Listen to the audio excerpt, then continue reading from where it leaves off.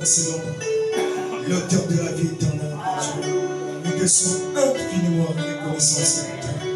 Alors que ta parole dit que tes bontés s'est décernée du jour au lendemain. Ce matin, tu nous accordes le souffle de vie. Tu nous as ramenés encore dans ta maison, Seigneur. Nous te sommes infiniment reconnaissants, Jésus. Et tu nous as cités ce matin. Viens loin de l'auditoire jusqu'au dernier Père. Écarte l'homme du chemin, puis tu prends la promenade sur ce Père. Bénis encore ton serviteur ici présent. Bénis la présence de cet être silencieux que nous, Seigneur. Bénis chaque frère et soeur. Alors que nous attendons ce matin, oh Dieu Tout-Puissant, dans le nom de Jésus. Le nom tout-puissant, le nom infaillible, le nom qui ne connaît pas l'échec, au nom de Jésus-Christ. Amen. Amen. Que le Seigneur bénisse. Alors nous allons dire dans 2 Pierre 3, le verset 9. Disons tous ensemble. Le Seigneur ne tarde pas dans l'accomplissement de la promesse, comme quelques-uns le croient. Mais il use de patience envers vous, ne voulant pas qu'aucun périsse, mais voulant que tous arrivent à la repentance. Que Dieu bénisse la lecture de sa parole. Nous allons parler de 6 sujets qui sont au tableau. Le mystère de la repentance. Parce que la repentance est un mystère. Or, dans ce mystère-là, il y a quelque chose qui est caché là. Alors, hier, on nous a parlé sur le mystère d'être sauvé. Et ce matin, nous parlerons du mystère de la repentance. Alors, sans plus tarder, je viens vers le tableau ici. Hier, on nous a dit, nous étions ici dans l'éternité. Alors, quand Christ parlait ici, faisons l'homme à notre image. Je passe, je rentre en profondeur. Faisons l'homme à notre image, selon notre ressemblance. Il parlait au fait à moi et tout. Nous étions en Elohim, sous forme d'attribut. Amen. Il nous a envoyés ici sur la terre. Parce que Dieu au commencement n'était pas Dieu. Au commencement il était Elohim. En lui il y avait l'attribut Dieu. Et le mauvais Dieu veut dire instrument d'adoration. Il voulait être adoré. Il voulait être glorifié. Il voulait être élevé. Il a fait moi et toi, il nous a envoyés ici sur la terre. Quand nous sommes venus sur la terre, certaines personnes sont venues comme des soulards, d'autres sont venus comme des impudiques, d'autres des voleurs, d'autres des médisants, des critiqueurs, tout ça. Amen. Alors, il nous a envoyé un message par un prophète messager. Alors, le message est venu sur la terre, sur le monde. Alors, la terre ici, c'est le monde. C'est le monde. Alors, le message est venu ici dans le monde. Nous avons écouté le message. Le message nous a fait sortir du monde. Il nous a ramenés ici à l'église. Amen. Nous sommes devenus aujourd'hui les croyants du message. À travers ce message du temps de la fin. Or, le message nous est venu pour nous sortir du monde. Pour nous ramener ici à l'église. Mais nous sommes ici à l'église en tant que membres individuels. Maintenant, or, quand nous sommes ici à l'église, nous écoutons le message. Or, le message est venu pour nous transformer. Le message est venu pour nous sortir des coutumes et les traditions et les traditions pentecôtistes. Pour que nous puissions se tourner vers la véritable expiation qui est Christ, la parole. Et remarquons, nous sommes dans l'église, mais nous ne sommes pas encore sortis encore. Parce que dans ce message, il y a la puissance de transformation. Et je suis en train de vous montrer juste quelque chose. Nous parlons du mystère de la repentance. Alors nous sommes de l'église. Chacun vient comme il veut. Nous écoutons comme nous voulons. Amen. Soyez avec moi. Alors, on est dans une église locale. Nous écoutons la parole. Mais nombreux ne se conforment pas à ce qu'ils écoutent. Nous écoutons, mais nous sommes insensibles. Nombreux sont à l'église, mais ils écoutent. La pratique n'y en a pas. Or, le message est venu pour que nous ramène, le message nous ramène à l'idée tout simplement. Donc ce message est la puissance de changement. Dans ce message est la puissance de transformation. Dans ce message, il y a tout ce que nous avons besoin. Mais Dieu veut aucun périsse, mais que tous puissent parvenir à la repentance. Amen. Nous sommes dans l'église. On écoute nuit et jour, mais on ne met pas ça en pratique. Nous vivons comme le monde. Alors frère Madame dit, nous sommes dans l'esprit des derniers jours. Or les chrétiens sont censés conformer avec ce message. Mais pourquoi au temps ancien, quand on voyait les disciples, le monde chrétien est rentré, je crois dans le 500, que le monde chrétien était rentré. Mais quand on nous appelle les chrétiens, parce que le monde chrétien veut dire son nom à Christ. C'est parce qu'ils voient la vie de Christ en eux. Est-ce que aujourd'hui on voit la vie de Branham qui a marché en nous? Parce que nous identifions ce messager qui est prophète. Est-ce que nous avons la vie de ce message? Quand nous venons au couteau, est-ce qu'il y a-t-il le changement en nous? Est-ce qu'il y a-t-il le régénération? Amen. On est dans l'église, on écoute. L'église ne te sauve pas. Amen. L'église juste te ramène dans ta position, te montre qui tu es. Parce que moi et toi, devant nous, tu as mis ce qu'on appelle le libre arbitre. Il a mis devant toi le bien et le mal. C'est à toi de faire le choix. Amen. Nous parlons du mystère de la repentance. Nous venons, nous écoutons. Chaque jour à l'église. Tant de jours à l'église. Tant d'années dans le tabernacle. 15 ans, comme je me dis, 20 ans pour certains. Mais où est la vue de ce message? Est-ce qu'il y a-t-il le changement en nous? Nous vivons comme le monde. Le monde fait ceci, nous aussi sommes des noms. Où est la différence, jubilé? Nous disons chrétiens. Mais où est la différence? Le monde se comporte de la sorte, nous aussi. Et nous disons membres de Jubilé. Nous disons membres d'une église locale. Mais où est la vie de ce message? Comme le frère a dit, c'est dans ce message, si tu ne chantes pas, tu es un sorcier. Ce message. Nous allons lire dans Acte 2, verset 37. Nous écoutons. Nous écoutons. Pas de réaction. Or, il y a certains qui accomplissent même la prophétie de 2 Timothée. Que dans les derniers jours, les gens seront insensibles. Acte 2, 37. Nous allons lire ce que je crois. Après avoir entendu ces discours, il eut le cœur vivement touché. Est-ce que quand nous affranchissons ici, quand nous écoutons, est-ce que nous nous sommes touchés réellement? Nous devons se poser la question. S'il y a un temps qu'on doit être sincère, c'est le temps maintenant. C'est maintenant qu'on doit être vraiment sincère. C'est maintenant qu'on doit être vraiment dans l'expectative. Amen. Il eut le cœur vivement touché. Et il dit à Pierre et aux autres apôtres, oh mon frère, que ferons-nous? C'est une question. 38 il répond. Pierre leur dit, répondez-vous et que chacun de vous soit baptisé au nom de Jésus pour le pardon de vos péchés et vous recevez le don du Saint-Esprit.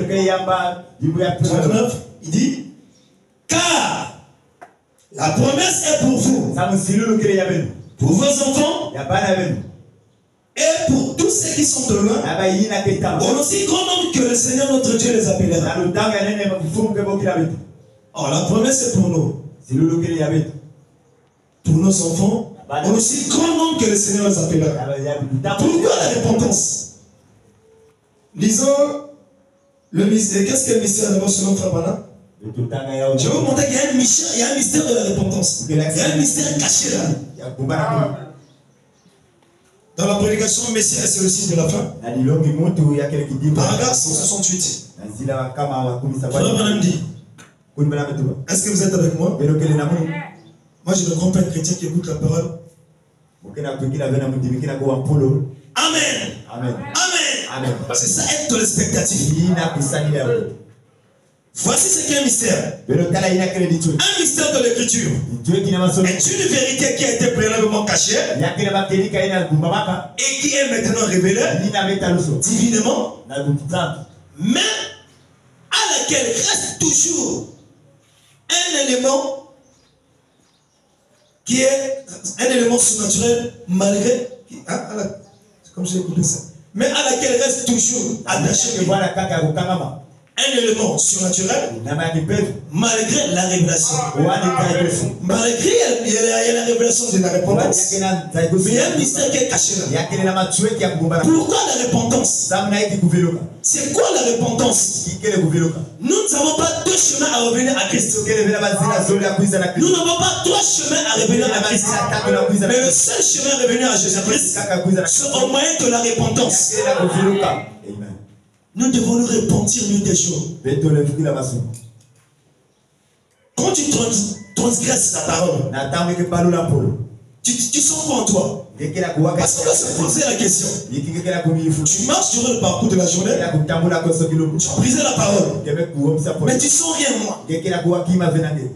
Même quand tu es en train de faire la médisance là, même quand tu es en train de parler mal de ta bien-aimée, ton bien-aimé, tu sens rien en toi. Même quand tu es en train de critiquer, tu sens rien en toi. La Bible dit, celui qui parle mal de son frère est un meurtrier. Combien de meurtriers avons-nous dans l'éternel? L'embêtement face à l'Esprit de Dieu. Dans quel ciel irions-nous? Posons-nous la question. C'est le temps que les chrétiens nous retournent en soi-même. Frère, ce n'est plus la blague. Il est plus tard que vous le pensez. Certains deviennent comme un lieu de pique-nique. Mais l'église, ce n'est pas un lieu de loisirs. C'est un lieu qu'on vient vraiment pour être des meilleurs et dans le pire. Certains deviennent des pires dans le péché. On doit se sanctifier. On doit se séparer avec le monde. Dans la parole de Dieu, dans le christianisme, il n'y a pas la position d'intermédiaire. Ou tu es chrétien, ou tu es mondain. Tu dois faire le choix. Ce que tu as mis devant toi, le bien et le mal, le yin et le yang. Le bien et le mal toujours. C'est à toi de faire le choix. Ça va marcher. Tu sais ce que tu fais n'est pas bien. Et quand même tu le fais. L'iniquité. Mais tu as tendance à juger, on te dira, arrière de moi ouvrier d'iniquité. Je n'étais pas connu. Je n'aimerais pas rencontrer Dieu de cette position-là. Frère, il est plus tard que nous le pensons. Je veux que chacun puisse parvenir à la repentance. Dans la pensée de Dieu, Dieu ne voulait pas que les gens puissent périr. Mais il veut que tous parviennent à la repentance. Nous allons lire dans Romains 6, le verset. Écoute, voilà ton salaire.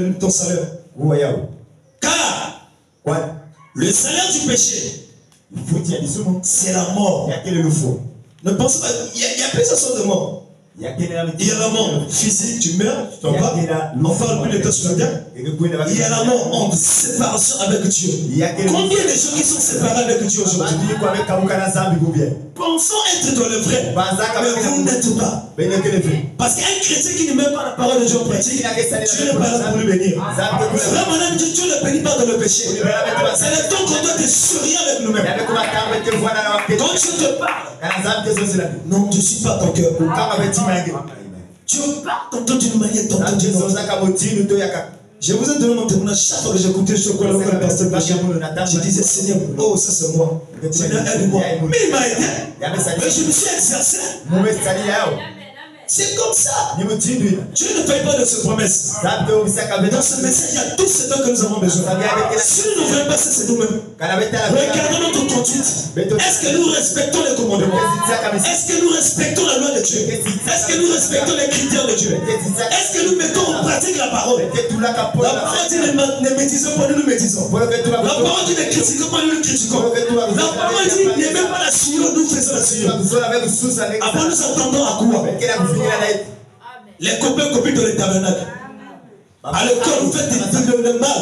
Vous attristez le Saint-Esprit. Et dans quel ciel irons-nous? Posons-nous la question. Nous devons nous repentir de nos péchés. Nous devons laver nos robes, nous déchouer. Nous les chantons ici. Lavons nos robes. Préparons-nous.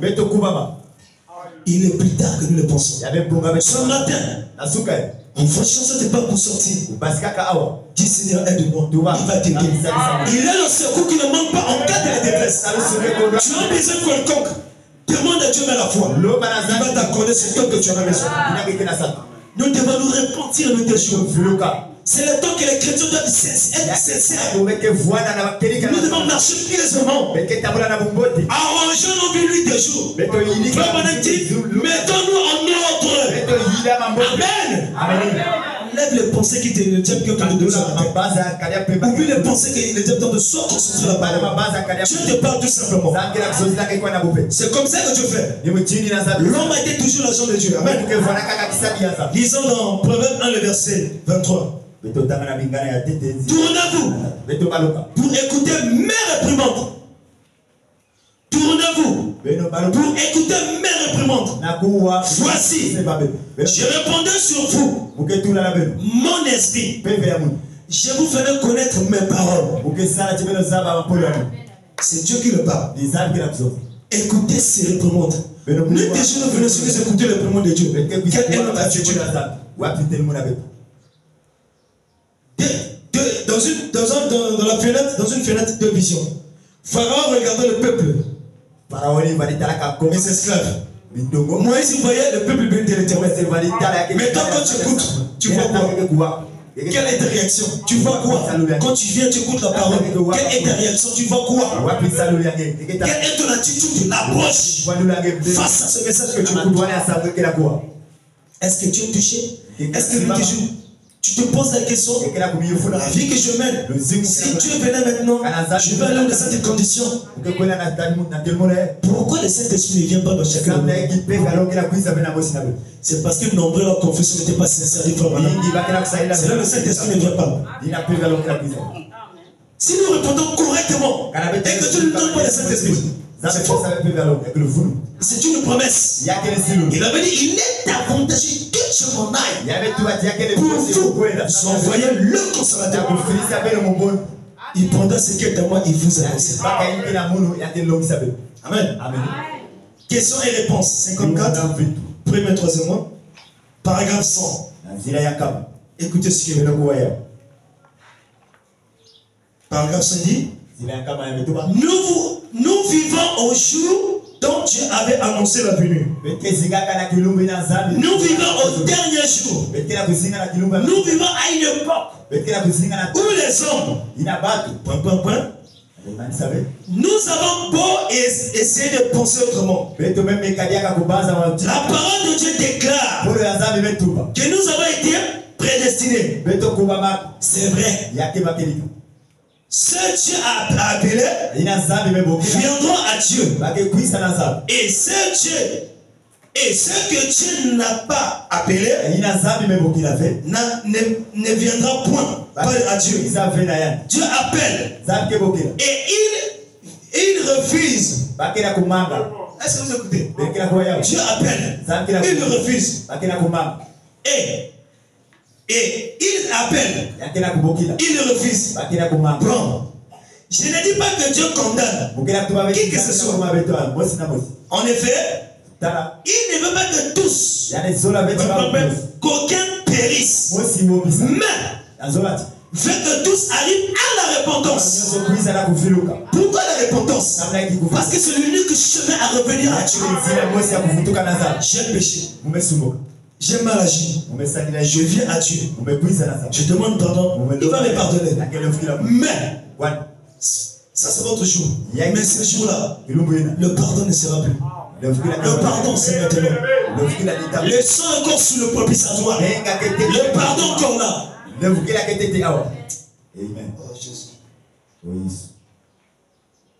Le pardon qui était à la terre ce jour-là. Quand la tribulation s'abatte, tu prends le couteau comme ça, tu le couteau ne monte pas. Tu vas te jeter la mer te refoule. Tu vas passer par la tribulation. C'est pas la blague, frère Branham dit.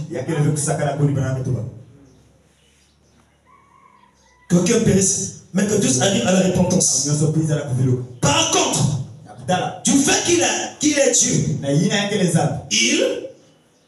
il le savait au commencement qu'il n'a pas parvenu.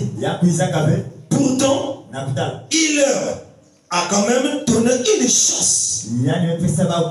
Mais il refuse de venir. Revenez à Dieu ce matin, jubilé. Dieu a besoin de toi. Je veux que tu puisses vivre sa parole. Je veux que tu puisses marcher dans ses lois. Que tu puisses respecter ses critères. Quand Dieu parle, sois attentif à la voix de l'esprit. Et quand tu remarques, on parle, on touche mon péché, dis simplement, Seigneur, aide-moi. Que je puisse changer ma manière de marcher. Dans la prédication de l'amour divin, 56, 8e verset, paragraphe 48. Fabien dit, en effet, vous êtes un créateur en miniature. Parce que vous êtes des filles et des fils de Dieu. Peu importe jusqu'où vous êtes enfoncés dans le péché, vous êtes néanmoins des fils et des fils de Dieu. C'est que vos âmes et votre esprit ont été déchus et dégénérés. Mais Dieu est votre créateur. Et dans votre état déchu, amen, vous êtes une créature perdue et séparée de Dieu, dominée par le diable. C'est vrai. Mais vous êtes néanmoins des filles et des fils de Dieu. Et on vous a dit, amen. Il ne veut qu'aucun périsse, aucun de vous périsse, mais que tous parviennent à la repentance. Vous voyez, il a fait tout ce qui peut tirer, ce qui est en son pouvoir pour seul Dieu lui-même pouvait le faire. Donnez-la la possibilité à sa créature d'accepter cela et d'être ce qu'il lui fait. Vous soyez revenir à votre état normal. Amen. Revenez à votre état normal. C'est ce que Dieu fait. Que nous puissions revenir à lui. Venez à l'Éternel. Il ne laissera pas celui qui vient à lui. Dans un prophète rougit de honte, par 56, 11, 25, 56, au paragraphe 30, il dit, ce qu'il nous faut, c'est un réveil. Amen. On met des apparences pour corps, pour les pansements pour corps, puis on les enlève. Un autre pansement pour corps, on les enlève. Et on remarque que la douleur est toujours présente. Ce qu'il nous faut aujourd'hui, ce n'est pas une régénération sociale, ni des discours intellectuels. Ce qu'il nous faut aujourd'hui, c'est une transfusion des sangs à l'ancienne mort, envoyée par Dieu. Depuis le ciel, les pansements pour corps ne serviront à rien. Amen. Nous sommes anémiques. Il nous faut une transfusion de sang. Le message de l'heure. Il nous faut revenir à l'évangile anciennement qui appelle à la repentance devant Dieu. Non pas une confession faite d'un œil,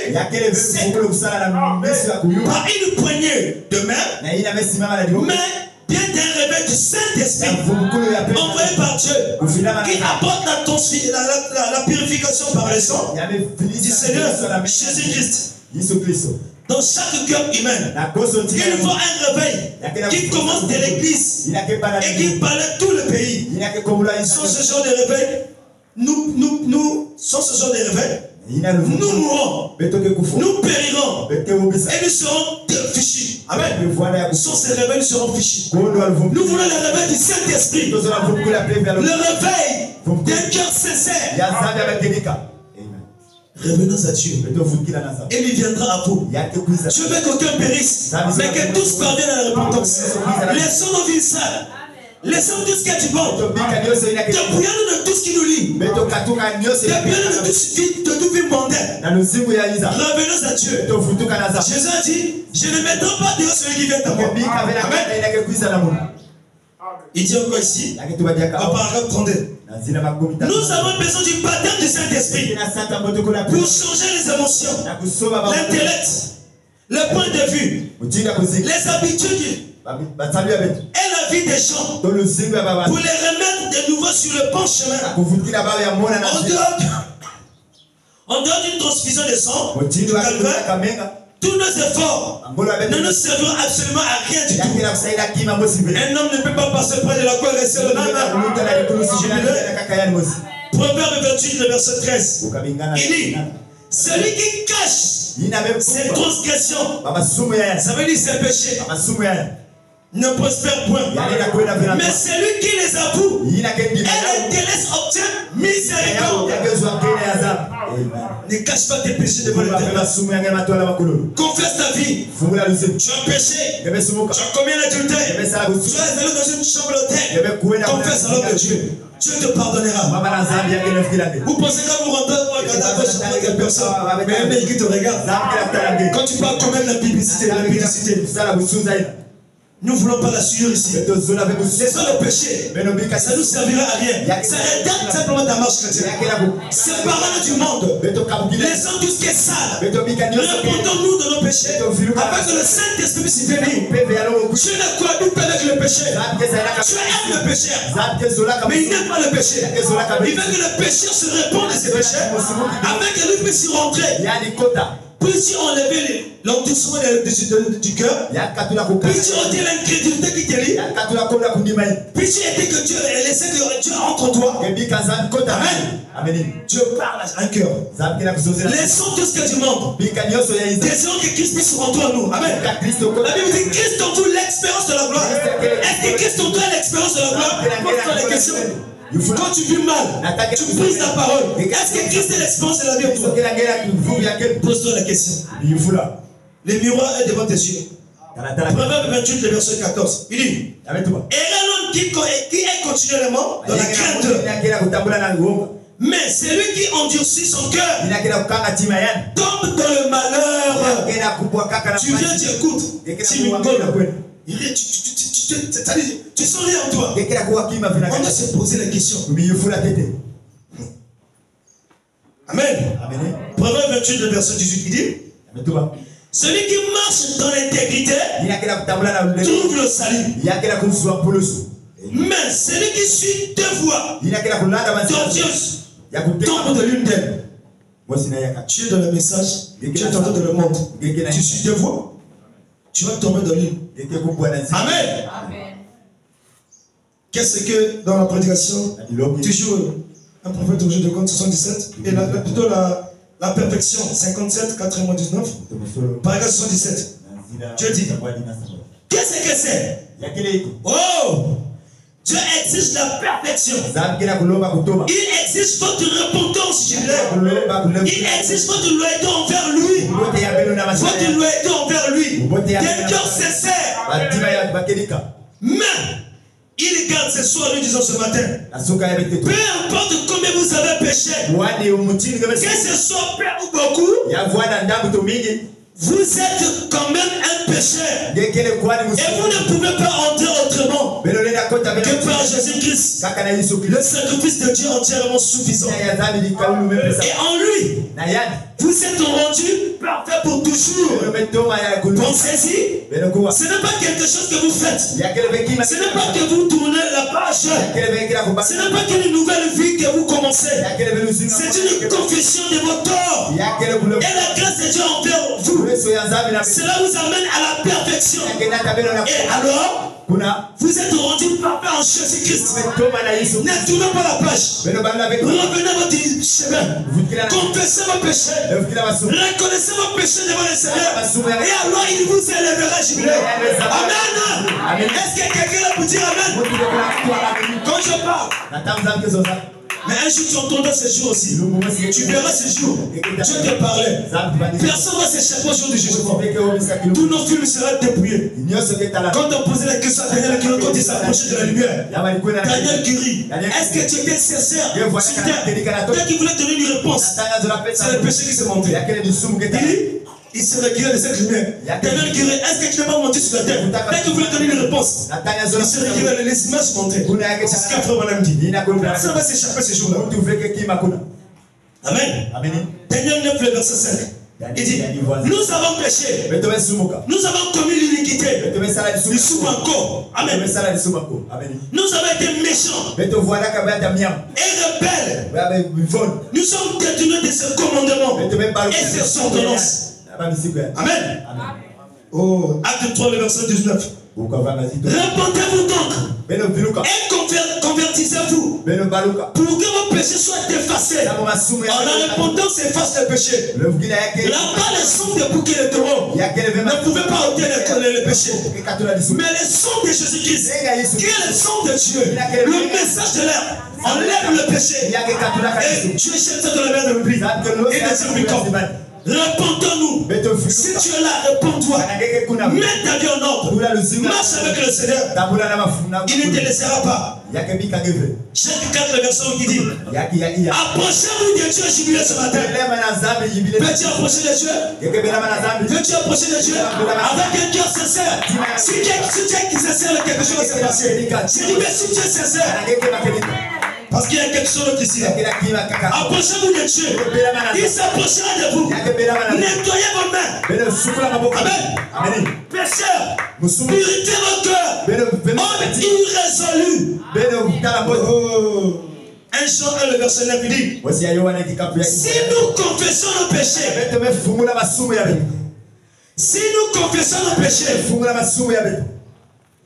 il est fidèle et juste pour nous les pardonner et pour nous purifier de toute iniquité. Dieu est fidèle et sincère. Le problème, c'est de s'approcher avec un cœur sincère. Seigneur, je brise ta parole. Pardonne-moi. Avec un cœur sincère, il va te pardonner. Il est toujours présent pour pardonner à chacun de nous. Nous ne voulons pas les péchés ici. Certaines personnes viennent pour bloquer la bénédiction de Dieu. Quand tu vis mal, tu bloques la bénédiction de Dieu. Lavez nos mains. Matthieu 11, le verset 28. Venez à moi. Venez à moi. Vous tous qui êtes fatigués, cherchez. Et je vous donnerai le repos. Le repos dont parle ici, Branham dit, c'est le baptême du Saint-Esprit. Alors, comment le baptême du Saint-Esprit peut venir en toi? Si ce n'est qu'au moment de la repentance. Tu confesses tes péchés sincèrement. Le Saint-Esprit vient dans toi. Nous avons lu ce jour, il y a des gens qui sont en voie de devenir chrétiens. Frère, on dit encore, il y a des gens où Dieu le fait croire qu'ils ont la chose, mais ils ne l'ont pas encore. Mon centre avec une longue jupe. Regardez ce qui vit dehors. Nous n'avons pas de témoignages dans nos quartiers. Allez témoigner là où les autres, certaines personnes vivent. Comment se comporte la soeur, le frère? C'est ce qui se passe. Nous avons des témoignages. La Bible dit dans Matthieu, nous sommes le sel de la terre. Est-ce que peux-tu saler le monde par ta vie? Est-ce que ta vie est un titre de l'évangile? Est-ce que nous répondons, nous avons une vie de l'évangile?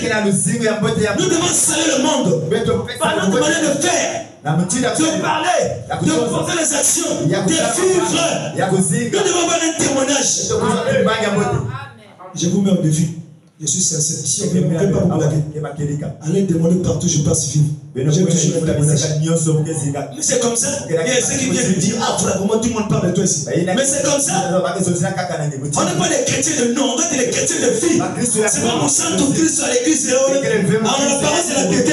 Mais en réalité, c'est qui fait la force. Nous ne voulons pas cette vie-là ici. Amen. Vivons la parole. Matthieu 11, le verset 29. Il dit, prenez mon joug sur vous et recevez mes instructions, car je suis doux et humble de cœur, et vous trouverez le repos pour vos âmes. Est-ce que vous comprenez ça? Oh Seigneur. Dans la prédication, combattre ardemment pour la foi qui a été transmise une fois pour toutes au sein. Au paragraphe 77. Il dit, maintenant, Père, Je te confie tout ceci. Je te demande dans la chose la plus glorieuse que j'ai jamais connue de ma vie. C'est de confier quelque chose. Maintenant, je te confie cela. Seigneur, que tu rassembles ton peuple, que tu éloignes l'ennemi du milieu de ces gens. Et que la puissance de Dieu qui est libre, passage dans chaque cœur, car je te le demande, au nom de Jésus-Christ. Avec vos têtes inclinées, s'il vous plaît, juste un instant. Ça c'est toi qui se demande. C'est ce que nous ce matin nous demandons. Nous avons les questions entre nous. Je le demande. Maintenant. Mais combien de gens ici présents aiment dire ceci? Frère Branham, je me rends compte vraiment que nous vivons dans les derniers jours. Je vois les gens de l'esprit des derniers jours. Je vois qu'ils ont l'apparence de la piété et des gens impies. Ils pensent être dans le vrai. Accordons attention aux esprits séducteurs et aux doctrines des démons. Je vais recevoir le Saint-Esprit, frère Branham. Je ne suis pas né de nouveau. Combien même je suis membre d'une église fondamentaliste ou ainsi de suite. Mais pour ceux qui est de naître de nouveau, je n'ai pas reçu cela. Et j'aimerais accepter maintenant Christ. Maintenant. Et être rempli du Saint-Esprit. Je voudrais vous lever la main. Que Dieu vous bénisse. Juste au milieu de tous ces fondeurs de confusion, juste au milieu de toutes ces confusions du diable et de tout le reste, des centaines de personnes, des centaines de mêmes qui s'élèvent pour recevoir le baptême du Saint-Esprit. Jeune homme, jeune femme, c'est un autre assis en train d'essuyer les larmes aux cieux, juste en plein milieu de la confusion.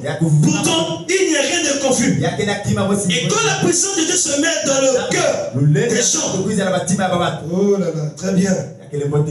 Une confusion comme ça, les gens pensent être dans le vrai. Mais l'ennemi, c'est qui fait la force. Ce matin, revenez à Dieu et Dieu reviendra à vous. Répondez de nos péchés, mettons-nous en ordre avec le Seigneur. Il dit, je ne m'étonne pas toi, celui qui vient de moi. Amen. Si vous avez le Seigneur, entendez ce qu'il l'Esprit dit. Je vais terminer par ceci. Avertissement puis jugement, je termine par ça. Paragraphe 38. Mais maintenant, nous voyons qu'il est dans sa nature de toujours avertir un homme ou une nation avant le jugement. Il nous donne toujours son avertissement. Nous rappelle nos responsabilités. Ce matin, tu as beaucoup de responsabilités. Et rappelle à chacun ses responsabilités. Nous sommes responsables. Et Dieu nous a placés ici sur terre. C'est pour une raison. Et nous sommes responsables envers lui. Pour la raison pour laquelle nous a placés ici. Vous devez aller à lui et découvrir ce qu'il attend de vous. Verset 70 dit, avant d'exercer le jugement, Dieu a envoyé un message d'avertissement. Le message de l'heure. Sortez de ces choses. Mettez-vous en ordre, jubilé. Amen. Notez que le prophète n'a dit qu'une seule chose. Donc, quand toujours la vie sera détruite, mettez-nous en ordre. Il dit, dans 78, il dit, le message c'est urgent. Le temps est proche. Ne jouez pas avec autre chose. Essayez d'obtenir des titres académiques ou autre chose. L'heure est proche. C'est ce qui ne va pas aujourd'hui. Avec des gens, nous baptisons des comptes d'école et toutes sortes de grandes choses. Oh frère, si nous prêchons la venue du Seigneur, qu'avons-nous besoin d'école? Avons-nous besoin d'école? C'est la repentance envers Dieu que nous avons besoin. Vous comprenez du frère Branham? Si vous avez le sourire, entendez ce que l'Esprit dit. Que Dieu vous bénisse. Mettez-vous debout avec nous. Tout est possible à celui qui croit. C'est la loi de la foi. Non merveilleux qui nous vient des cieux, de connaître le cœur croire.